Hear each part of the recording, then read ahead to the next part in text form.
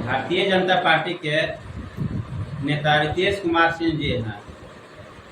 जिस तरह से नरेंद्र मोदी बिहार में दौरा कर रहे हैं, उसी प्रकार महागठबंधन के तेजस्वी यादव नरेंद्र मोदी पर हमला करते हुए कह रहे हैं रोजगार की बात नहीं कर रहे हैं। इस पर आप क्या कहना चाहते हैं? तेजस्वी यादव क्या बोले हैं? रोजगार के बारे में बात करना चाहते हैं। रोजगार मोदी जी रोजगार के और महंगाई के मुद्दे पर बात नहीं करते जी। वो बात इसलिए नहीं करते कि वो काम करते हैं, और तेजस्वी जी सिर्फ बात करते हैं। तेजस्वी जी राजनीति में उतरू हैं, लेकिन इतना याद उन्हें जरूर होगा कि उनके माता पिता जब बिहार में मुख्यमंत्री हुआ करते थे तो उनके जीवन में सिर्फ एक ऐतिहासिक काम है कि लाठी भजाऊं देर पिलाऊं महारैला। सत्ता में बैठकर किसी मुख्यमंत्री का महारैला निकालना ये भारत की राजनीति के इतिहास का सबसे दुर्लभ समय है। ऐसा कभी नहीं हुआ। और तेजस्वी यादव को तो बोलना ही नहीं चाहिए। पहले अपने परिवार पर जितने दाग है उसको मिटा लें, इसके बाद नरेंद्र मोदी जी पर टिप्पणी करेंगे। उन्होंने 100 जगह कहा है कि जो काम 17 वर्षों की सरकार ने नहीं किया वो काम मैंने 17 महीने में करके दिखाया है। सही कह रहे हैं ना, करके दिखावे किया है 17 महीना में। एक बात आप जान लीजिए सर, रात में हवेली सजाई जाती है भाड़े पर ले करके, और उसमें मंडप सजाया जाता है, विवाह करके निकल जाते हैं। गलतफहमी मत पालिए कि वो हवेली कल भी आपकी रहेगी। उसके रात की सजावट आपके पैसों पर खरीदी हुई सजावट है। तेजस्वी यादव जी ने नहीं किया है, या नीतीश कुमार जी ने। और नए कितने लोगों को नियुक्ति मिली है इसका भी डाटा है। जो पहले से नियुक्त थे, जो शिक्षक पढ़ा रहे थे, उन्हीं को गांधी मैदान में भीड़ जुटाकर आपने सर्टिफिकेट बांट दिया और आप समझा रहे हैं कि आपने नौकरी दिया है। कहाँ नौकरी दिया आपसे? नौकरी दिए थे जब जमीन लिए थे, उस समय नौकरी दी। ये तो आरोप लगा रहे हैं। नहीं, आरोप कैसे है? कोर्ट में उसके लिए केस चल रही है और आप आरोप है। ये आरोप उस बात को न कहा जाता है जो गलत हो, निराधार हो, जिसका अदालत में, भारतीय अदालत में जिसका सत्यापन हो चुका, वो आरोप कहते हैं उसको, कि वो गुनाह कहते हैं। वो जेल गए कितनी बार उनके पिताजी, वो आरोप है, जेल ऐसे ही चले गए। काहे नहीं फाइट किया उसको? फाइट नहीं करना चाहिए। एक और बड़ी खबर निकल के आ रही है, पूर्णिया में जनसभा की महागठबंधन, उन्होंने बोला कि अगर गठबंधन को वोट नहीं देते हैं तो एनडीए को सपोर्ट करे। ये क्या कह पाए? मतलब एनडीए को कहाँ हटिए? नीतीश जी विपक्षी नेता तेजस्वी का यह बयान बहुत हास्यास्पद लग रहा है कि उन्होंने कहा कि मेरा वोट यदि नहीं देते हैं तो एनडीए को वोट दिए। ये कहने का क्या तात्पर्य? स्लिप ऑफ टंग है या कुछ और है? देखिए, एक तो बात सत्य है कि वो विपक्ष है। वो एनडीए के वोट मांगने के लिए तो गए नहीं होंगे, या तो उस समय उनका दिमाग काम नहीं किया होगा, या जुबान फिसल गई होगी, या इससे बड़ी बात यह है कि पप्पू यादव से उतनी इनकी नाराजगी बड़ी होगी कि मतलब मेरे दुश्मन के घर में चले जाओ, लेकिन यादव पप्पू जी के नजदीक नहीं हो सकता है। अच्छा, एक प्रश्न और, पहले चरण में जो 8% की वोट की जो कमी आई है, तो क्या लोगों में मतदान करने की उत्सुकता कम हुई है? क्या इसका कारण रहा होगा? एनडीए गठबंधन, एनडीए जो है भारतीय जनता पार्टी, जदयू, चंद्र कुशवाहा जी, मांझी जी और चिराग पासवान, जो वोटर था वो वोट दे दिया।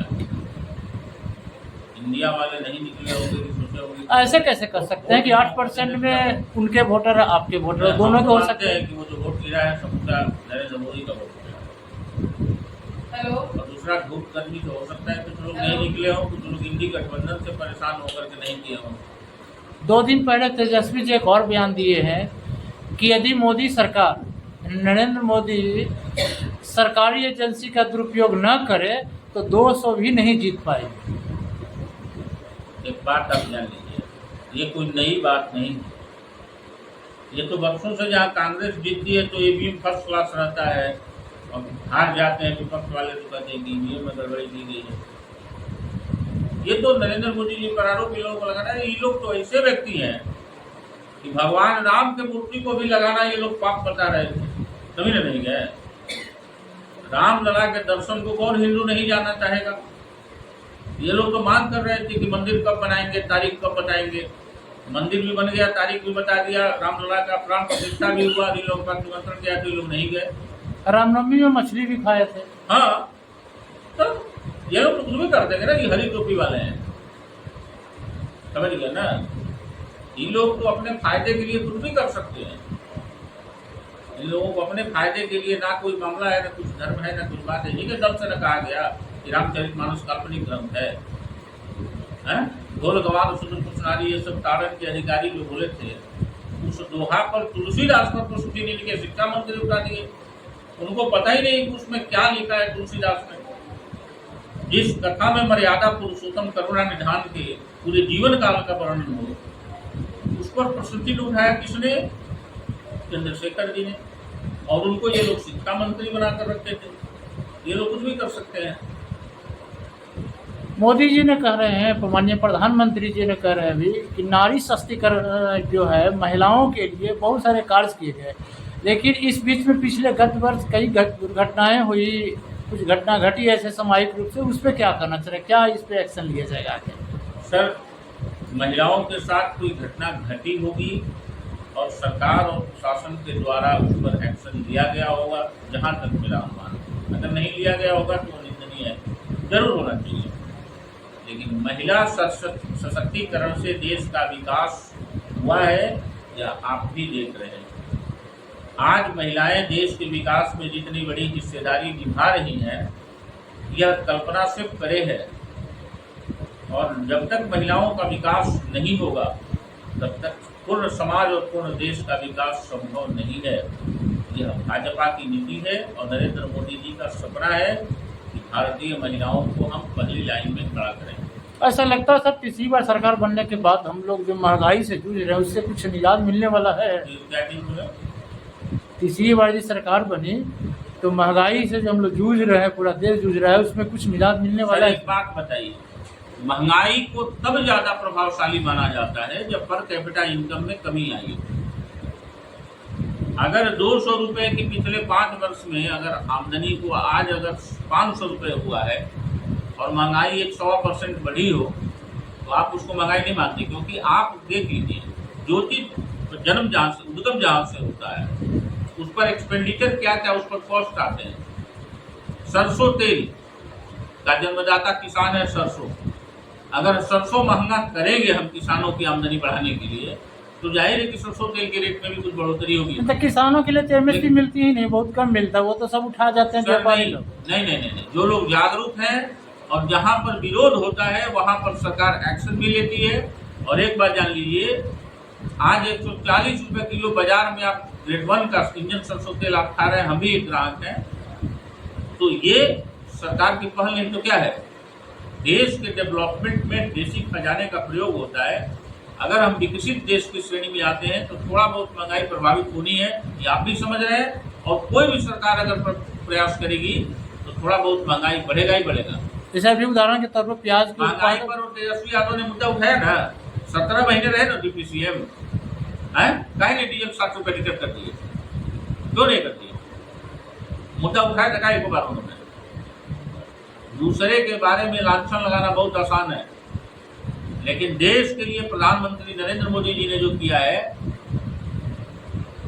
देश के लिए, जिस राज्य में एनडीए की सरकार है वहां के मुख्यमंत्री ने जो किया है, अगर उनके पिताजी उसका चौवन्नी भी किए रहते तो तेजस्वी यादव बोलते और सारी जनता उसको स्वीकार करती। लेकिन सबको पता है कि ये ढकोसला है और कुछ नहीं है। इनको वोट चाहिए प्रलोभित करके। एक बात बताइए हमको, इस वोट पर ये मुस्लिम और यादव के वोट पर ये आज सत्ता हथियार बैठे हुए हैं, बहुत दिनों तक ये लोग सत्ता सुख हुए हैं। जरा बताइए कि उन यादव और मुस्लिमों के लिए उन्होंने क्या किया है? ये 500 यादव का लिस्ट देंगे क्या जिसको ये लोग रोजगार दिए हों फ्री में, कुछ लिए बगैर? ऐसा नहीं होगा। इनके जितने पद होंगे, चाहे संगठन के हो चाहे सरकार के हो, पहले अपने परिवार को भर देंगे, ये बेटी दामाद नाती नतनी, उसको पोता पोती भी नतनी भी जो बढ़ रहा है अभी 18-20 साल का हो जाएगा, उसके लिए कोई ना कोई पद बनेगा, उससे बचेगा तब ये अपने पार्टी वाले को कुछ देंगे जो इनके निजी समर्थक है।